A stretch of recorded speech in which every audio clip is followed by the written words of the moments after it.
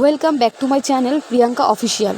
পেঁপে আলু ডালের বড়া দিয়ে তরকারি বানানোর জন্য প্রথমে আলু আর পেঁপেটাকে সিদ্ধ করে নেওয়া হলো। ডালের বড়া বানিয়ে পেঁপে আলু তরকারি হবে নিরামিষ। আর একটু লঙ্কার গুঁড়ো, হলুদের গুঁড়ো, একটু নুন, একটু সামান্য চিনি স্বাদ মতো দিয়ে মেখে এবারে বড়াটা ভেজে নিচ্ছি আমি।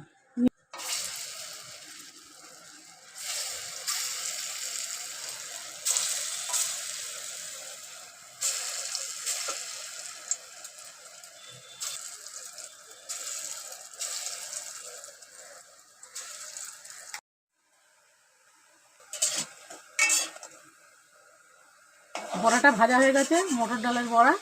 এবার উঠিয়ে নেব, বড়াটা তুলে নিলাম।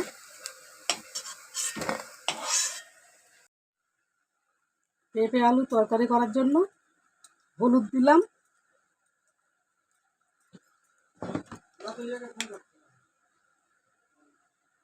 গুঁড়ো লঙ্কা দিলাম,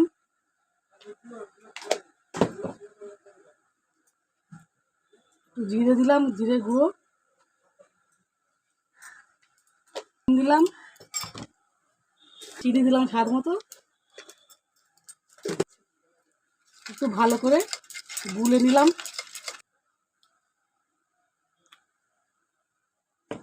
জিরের গুঁড়ো, লঙ্কার গুঁড়ো, হলুদের গুঁড়ো, একটু নুন, একটু স্বাদ মতো চিনি দিয়ে জলের মধ্যে একটু গুলে নিলাম পেঁপে আলু তরকারির জন্য। এবারে কড়াইতে তেল দিলাম, গোটা জিরে দিলাম, একটু তেজপাতা দিলাম,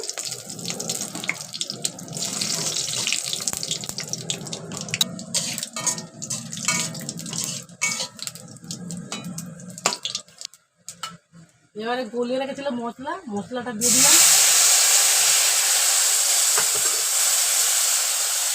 মশলাটা তেল ছেড়ে গেলে পেঁপে আলুটা দিয়ে দেবো।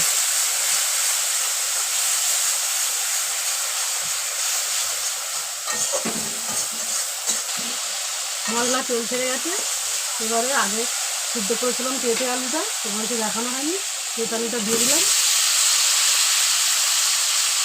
দিয়ে ভালো করে কষাবো, দিয়ে দেবো।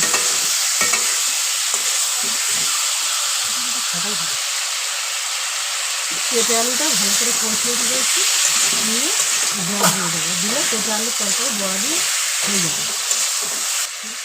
জল দিয়ে দিলাম, আলু পেঁপে কষানো হয়ে গেছে, জল দিয়ে দিলাম।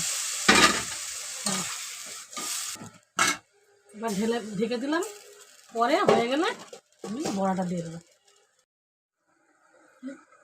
দেখি ঢেকে দিলাম, খুলে দিলাম, দিয়ে দেখি কতটা কী হয়েছে।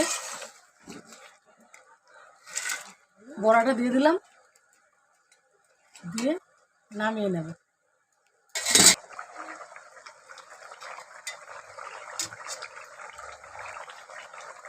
বড়াটা দিয়েছি, এবার ফুটে উঠেছে, নামিয়ে নেব।